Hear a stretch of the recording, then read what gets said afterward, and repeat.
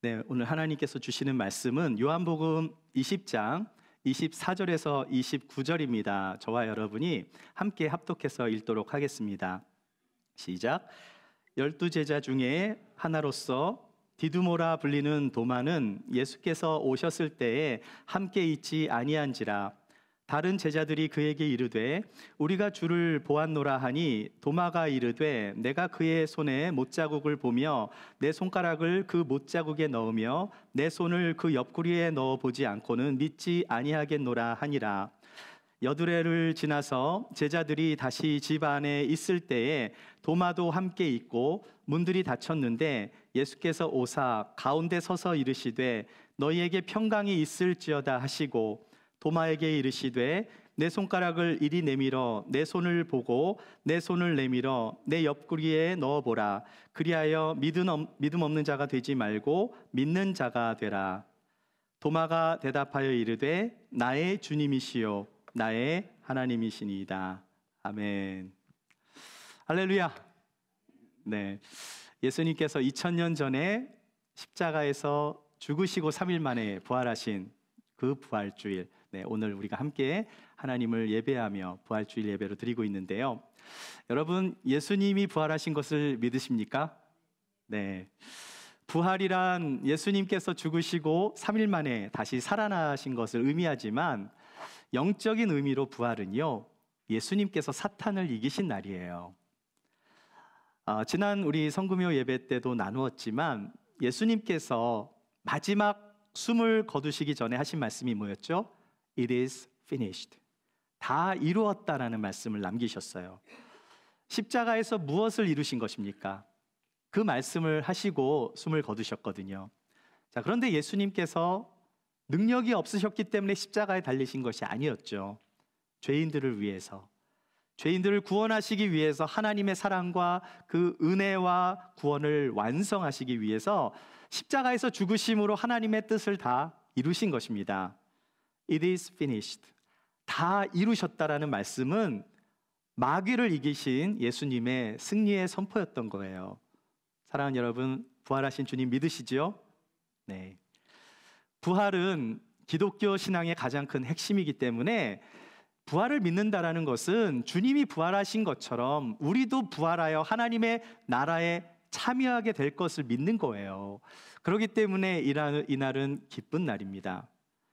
이러한 부활의 기쁨을 나누기 위해서 반드시 확인할 질문이 있어요. 그것은 바로 우리는 부활의 신앙 위에 항상 서 있어야 한다는 거예요. 내가 죽게 된다면 정말 부활할 것을 믿습니까? 우리에게 풀려지지 않는 문제들도 있잖아요. 수많은 어려움들도 있고요. 경제적인 문제, 자녀들이 말썽을 피울 때도 있고요. 육신의 질병이 찾아올 때도 있어요. 우리가 완전히 해결되지 않는 수많은 문제들 앞에서 그럼에도 불구하고 내가 죽게 된다면 부활하여 하나님 나라에 참여하게 될 것을 믿을 수 있겠습니까? 여러분, 세계상에서 가장 재산이 많은 사람을 이렇게 검색해 보면은요, 테슬라의 CEO 일론 머스크라고 나와요. 자, 그런데 비공식적으로는요, 일론 머스크보다 10배나 재산이 많은 사람이 있어요. 혹시 누군지 아세요? 사우디 왕자인데 빈살만. 네, 그 정도 재산을 갖고 있으면 살만하니까 이름이 빈살만이에요.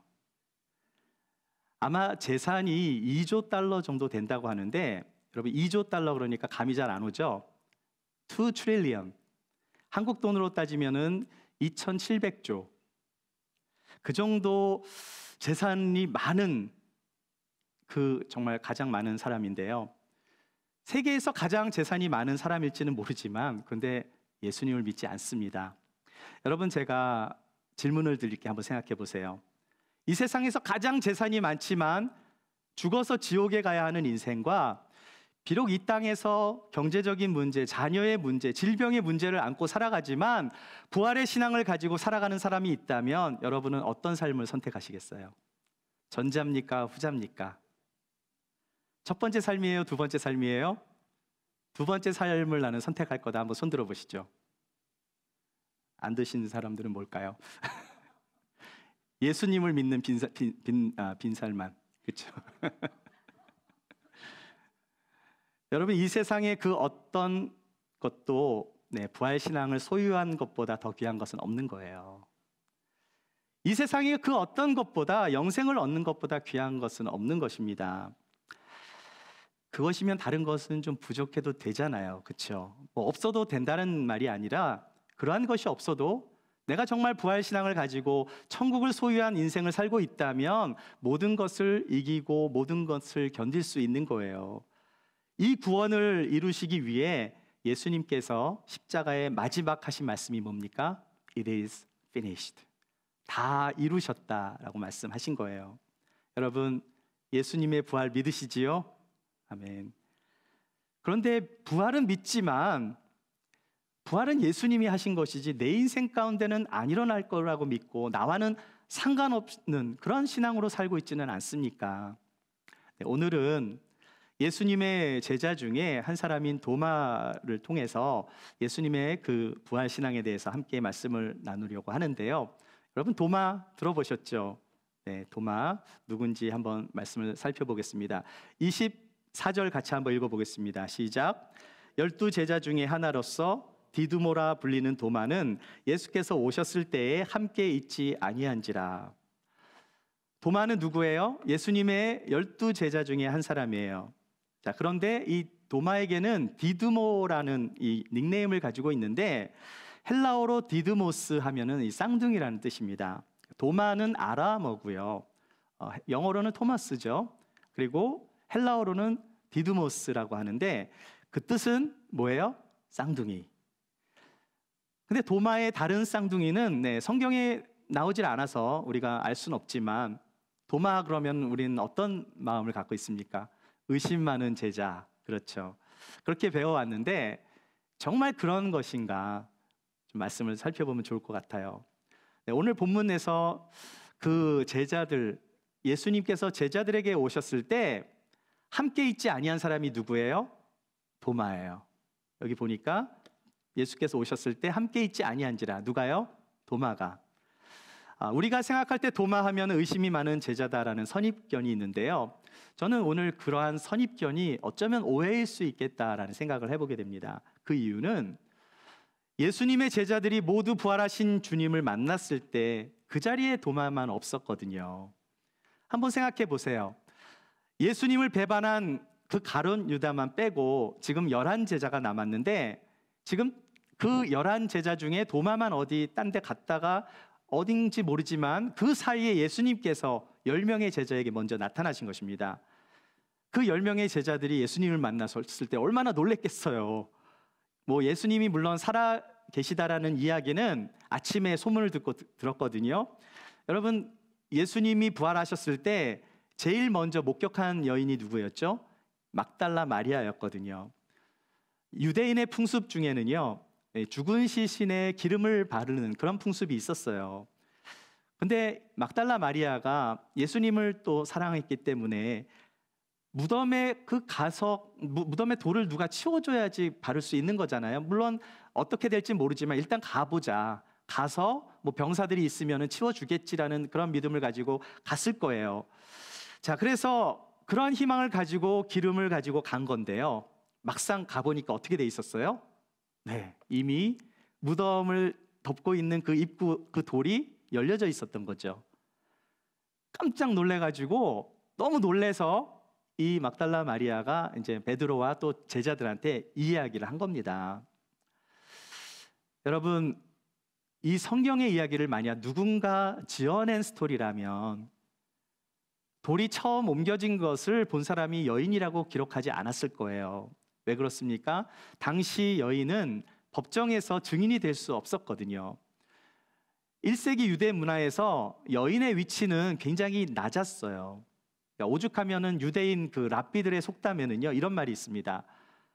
율법의 말씀을 여자에게 전하느니 차라리 불사르라.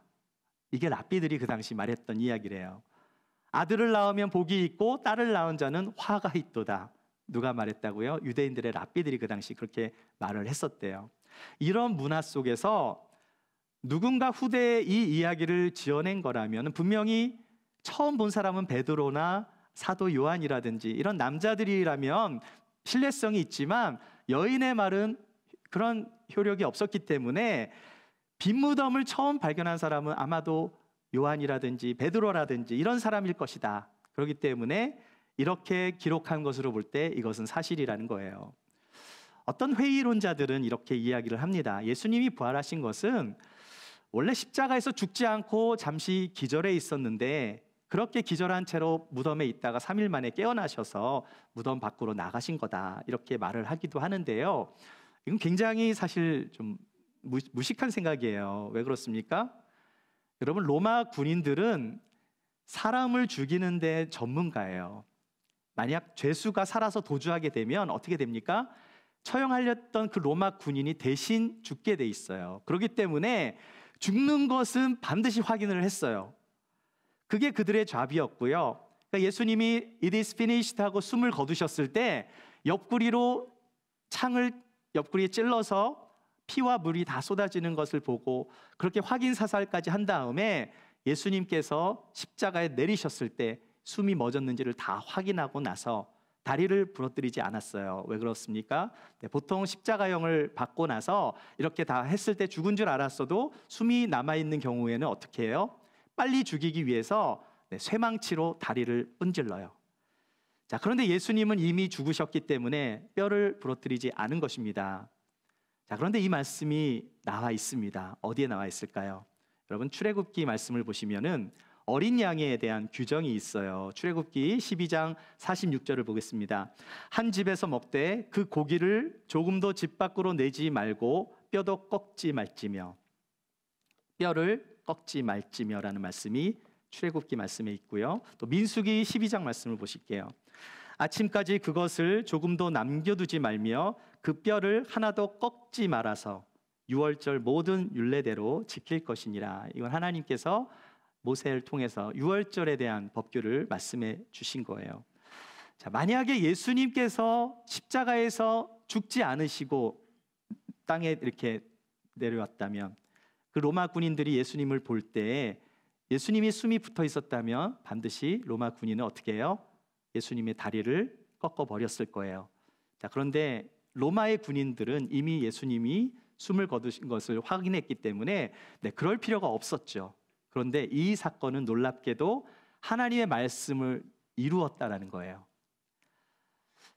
회의론자들처럼 예수님이 십자가에서 죽으신 것이 아니라 잠시 기절했다가 3일 만에 깨어나신 거라면 한번 생각해 보십시오. 그 채찍질, 그 채찍이 어떤 채찍입니까? 뼈 조각과 쇠 조각이 붙어있는 채찍으로 39대 맞으시고 또 양 손과 발에 18cm나 되는 대못에 못에 박히셔서 6시간 동안 십자가에 매달리셔서 숨을 거두셨어요. 또 옆구리에 창을 맞으시고 피와 물을 다 쏟으셨습니다. 만약 기절해 있다가 다시 살아나셨다면 그 몸을 가지고, 그 구멍난 발을 가지고, 그 만신창이 된 몸을 가지고 어떻게 멀쩡하게 걸어 다닐 수 있었겠어요? 또 어떻게 그 몸으로 이런 문을 어떻게 열 수 있겠습니까? 그렇게 할 수 없는 거죠. 또 그런 몸으로 어떻게 경비병을 피해서 빠져나갈 수 있었겠어요? 예수님은 죽으시고 하나님의 권능으로 부활하신 거예요. 그런데 어떻게 자유롭게 다닐 수 있는가? 그 부활하신 몸은 이전과 같은 몸이 아니라 우리가 잘 알지 못하는 변형된 몸을 예수님이 가지고 부활하신 것입니다. 어떻게 알 수 있습니까? 문이 잠겨 있는 방, 그 제자들이 문을 잠가 놓고 있었는데 갑자기 예수님께서 막 들어오시기도 하고 나가시기도 했거든요. 혹시 여러분 기억나세요? 누가복음에 보면 엠마오로 가는 두 제자들이 있었는데 그 두 제자는 예수님의 12제자 그 제자들이 아니고요, 예수님을 따르던 제자예요. 그 제자의 이름이 글로바라는 제자고 또 다른 제자의 이름은 나오지 않지만 예수님이 십자가에 달리시고 죽으신 것을 알고 너무나 절망에 빠져서 그렇게 걸어가고 있었는데, 근데 흥미로운 것은 예수님이 옆에서 동행하고 있었거든요. 예수님에 대해서 잘 아는 제자들이 동행하는 예수님이 누군지 몰라요. 왜 그랬을까?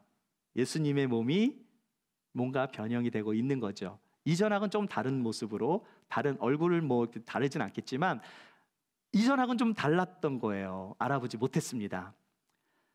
자, 만약에 예수님께서 그것이 아니라 회의론자들의 말처럼 그 피를 다 쏟고 그 만신창이 된 몸으로 간신히 살아나서 그랬다면 온몸이 말이 아니었을 텐데, 만약에 엠마오의 제자들이 그 예수님의 몰골을 보았다면 어떻게 부활 신앙을 가질 수 있었겠어요? 너무나 비참한 예수님의 모습을 보았을 때 그들도 절망했겠죠. 그러나 완전하신 예수님, 부활하신 예수님, 변형되신 예수님을 보았을 때 그들도 부활의 소망을 가질 수 있었던 거예요. 그들이 새롭게 하나님의 영광을 보게 됐고요, 그들이 꿈과 소망을 가지고 힘을 얻을 수 있었던 것입니다. 지금 예수님은 두려움 가운데 있는 10명의 제자들에게 나타나신 거예요. 그래서 19절과 20절 말씀 같이 한번 읽어보겠습니다. 시작.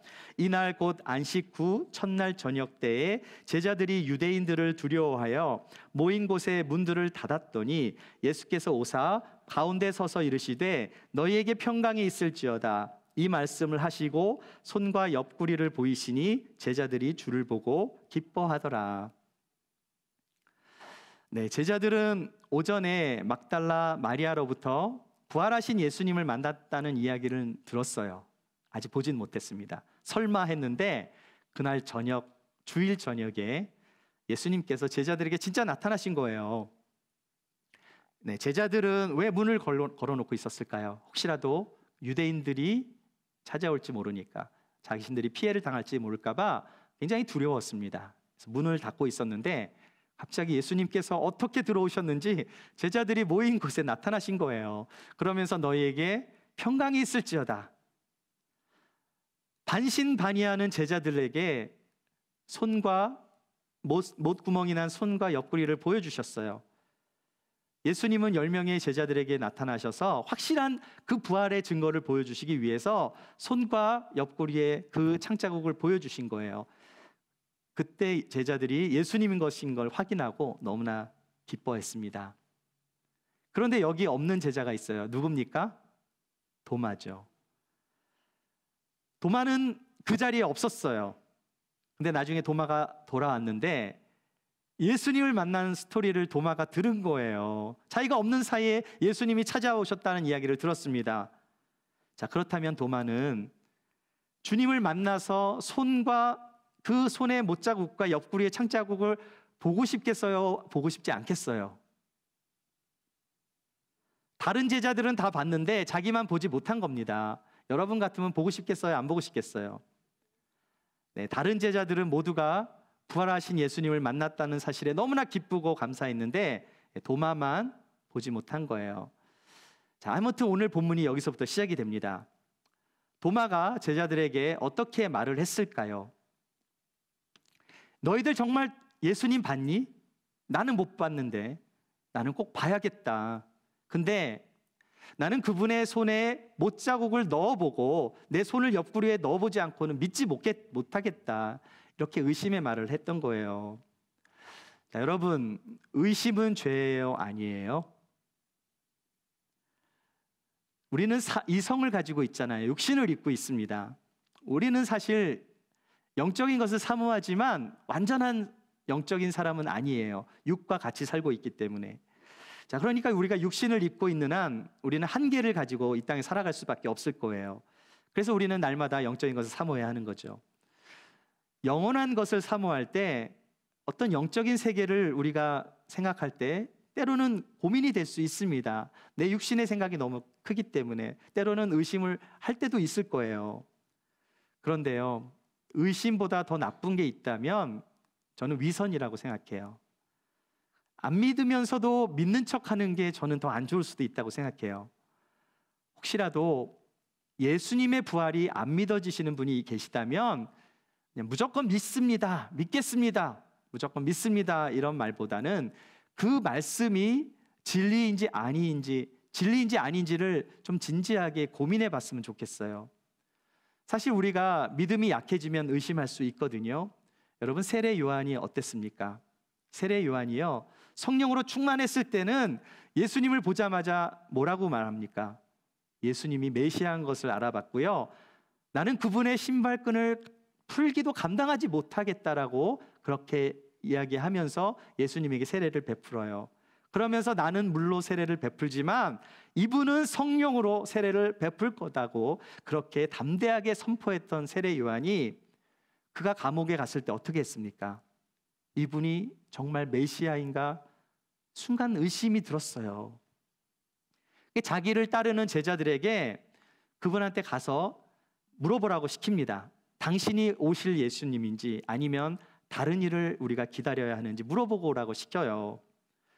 세례 요한이 그렇게 성령으로 충만했을 때는 의심하지 않았거든요. 그런데 자기가 감옥 안에 있어서 죽음을 기다리고 있는데 예수님이 진짜 메시아라면 자기를 풀어줘야 되잖아요.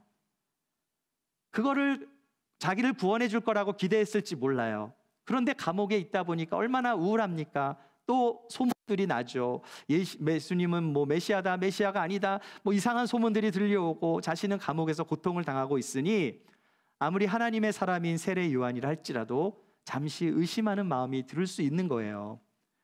자, 그렇다면 오늘 도마를 통해서 하나님께서 우리에게 주시고자 하는 메시지가 무엇인가? 오늘 그 이야기를 나눌 거예요. 여러분에게 한번 다시 묻습니다. 의심은 죄입니까? 아닙니까? 여러분, 이 말을 제가 여쭤볼 때 좀 당황할 수도 있지만 안 믿어진다고 억지로 강요한다고 뭐 믿어지는 것은 아니잖아요. 하지만 고민해 보세요. 오늘 말씀 속에서 과연 도마는 예수님의 부활에 대해서 부정한 마음이 있는가, 부정할 생각이 있었는가 하는 거죠. 아니면 도마가 그렇게 말은 했지만 예수님을 너무 보고 싶기 때문에 믿고 싶다라는 말을 그렇게 하고 있는 것은 아닌가. 지금 예수님은 제자들에게 나타났을 때 도마만 안 만나 주셨잖아요. 그러니까 도마는 지금 예수님의 부활을 거부하고 있는 게 아니에요.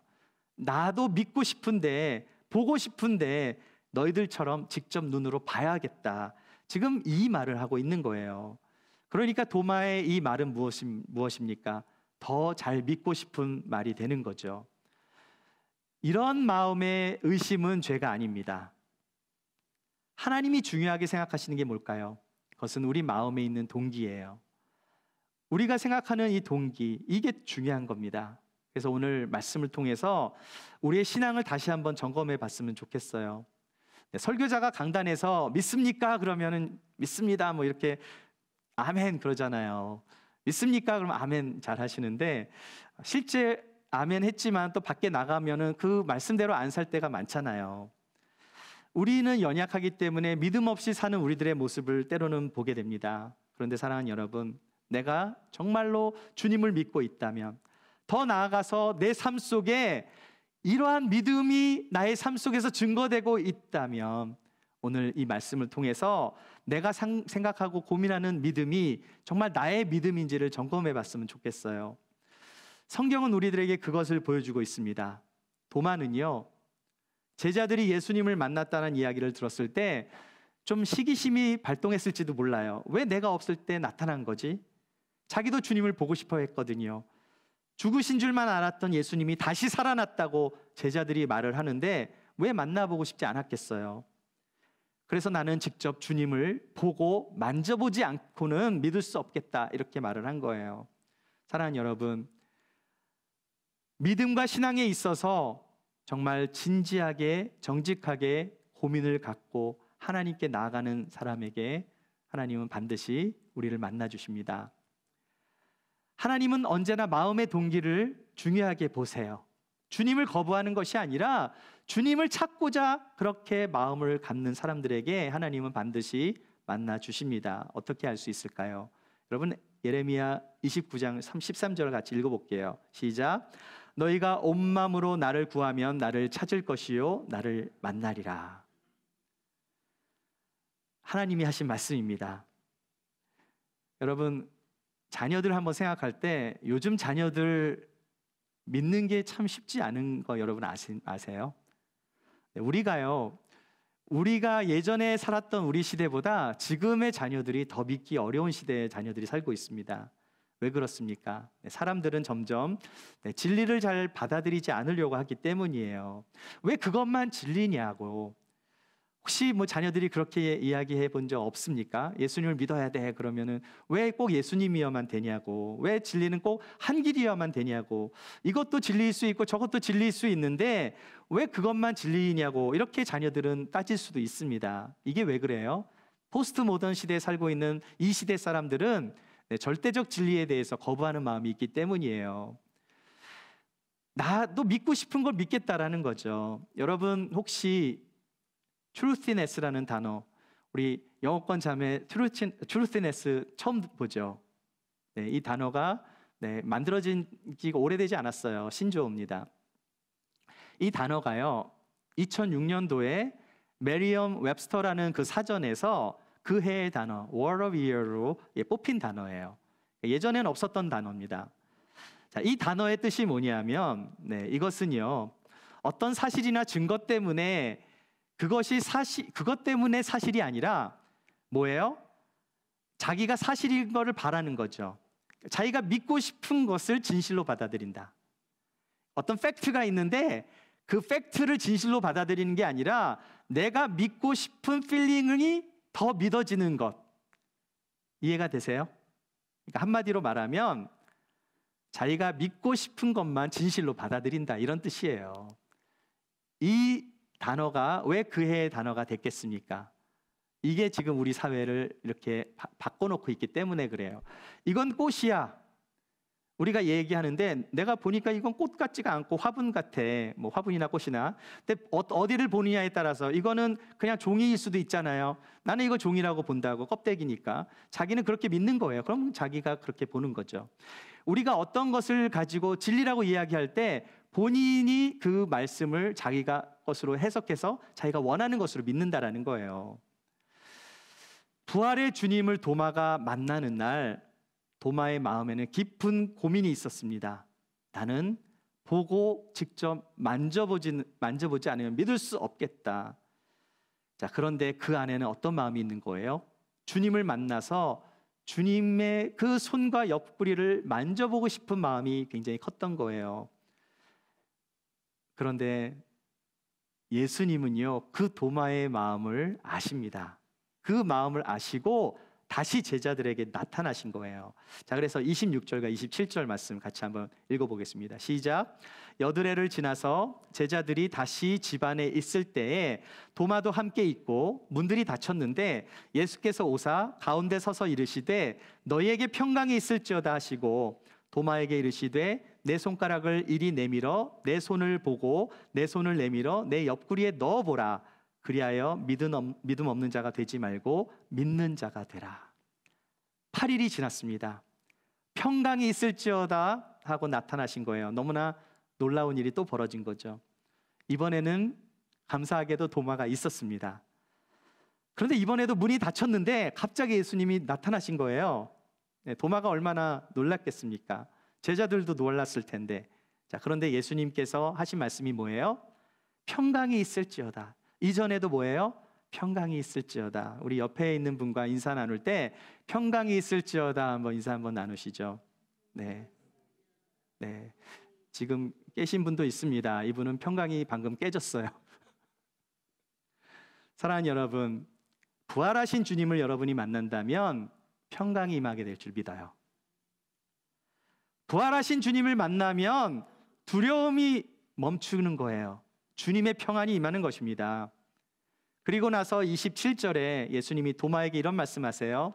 네 손가락을 내밀어서 내 손에 넣어보고 네 손을 내밀어서 내 옆구리 한번 넣어봐라.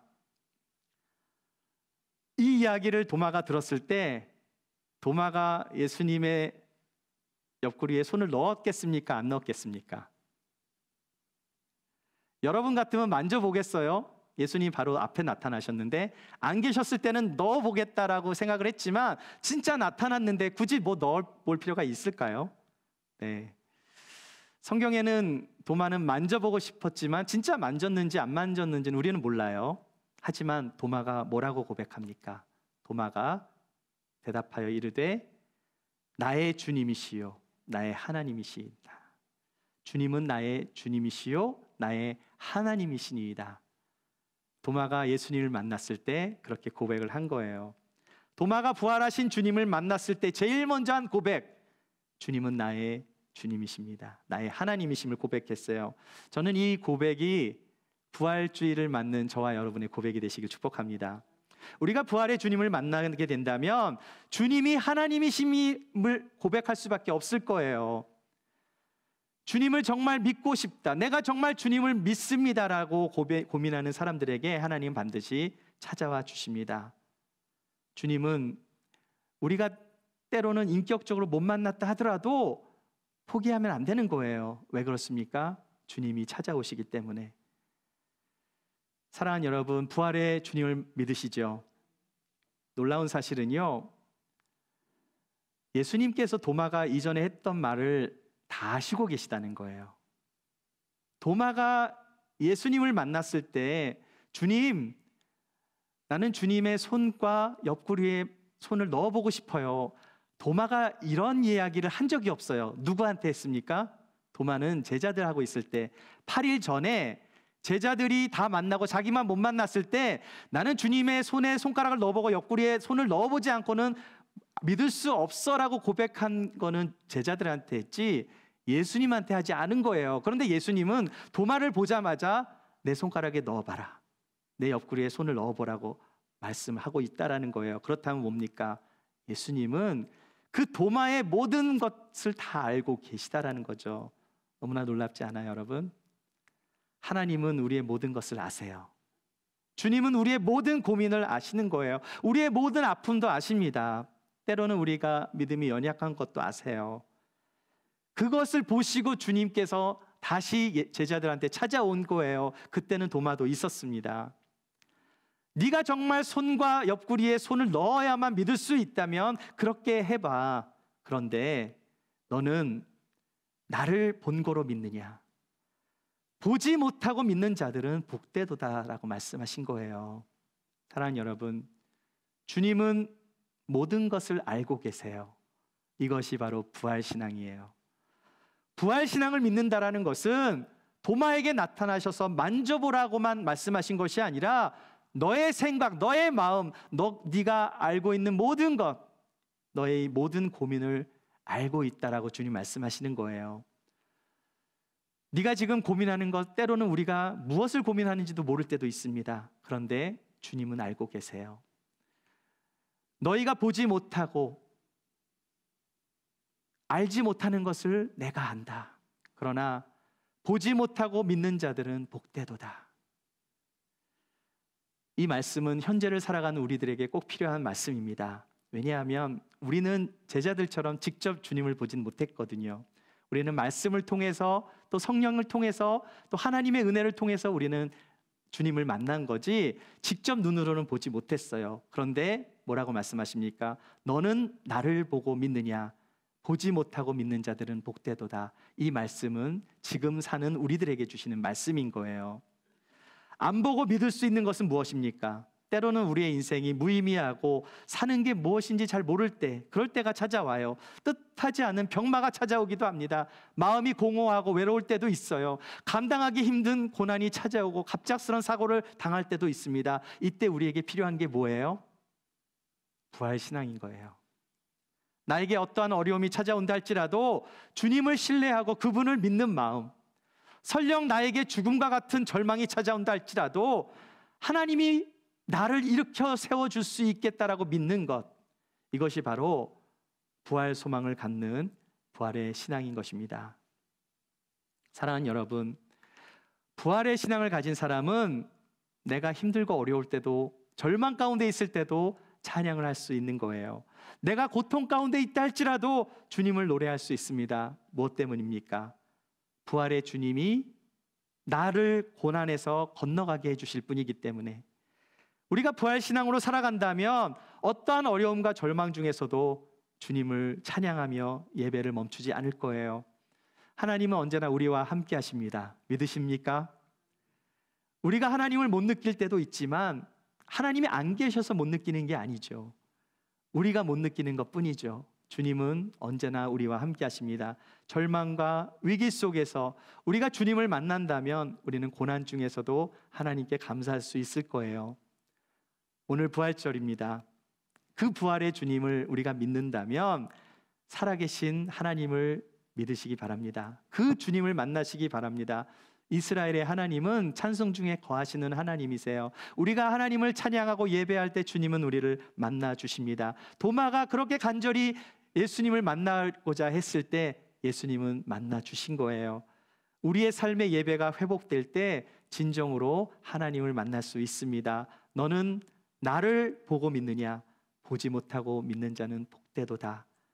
이 부활절 예배를 통해서 다시 한번 우리가 보진 않았지만 말씀을 통해서, 성령의 역사를 통해서, 하나님의 임재를 통해서 하나님의 약속의 말씀을 붙들고 나아가는 자에게 죽으시고 부활하신 예수 그리스도를 만나시는 저와 여러분이 되시길 축복합니다. 절망 속에서도 나를 건져주실 그 부활의 주님을 깊이 만나 부활의 신앙으로 살아가시는 저와 여러분이 되시기를 주의 이름으로 축원합니다.